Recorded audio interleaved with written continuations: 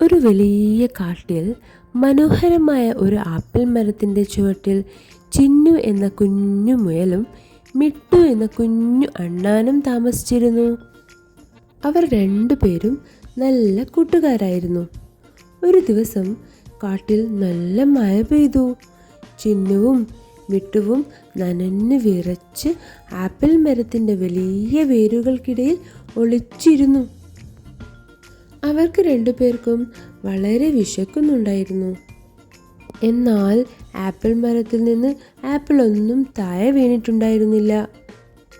അപ്പോൾ മിട്ടു പറഞ്ഞു, ചിന്നു വിഷമിക്കേണ്ട, ദൂരെ ഒരു മാഞ്ചോട്ടിൽ നല്ല പഴുത്ത മാങ്ങകൾ വീണു കിടക്കുന്നുണ്ടാകും.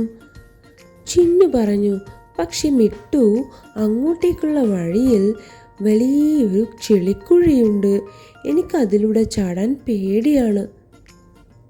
മിട്ടു ചിരിച്ചുകൊണ്ട് പറഞ്ഞു, പേടിക്കണ്ട ചിന്നു, നീ എൻ്റെ പുറത്ത് കയറിയിരിക്കൂ, ഞാൻ നിന്നെ ആ ചെളിക്കുഴിക്കപ്പുറം എത്തിക്കാം.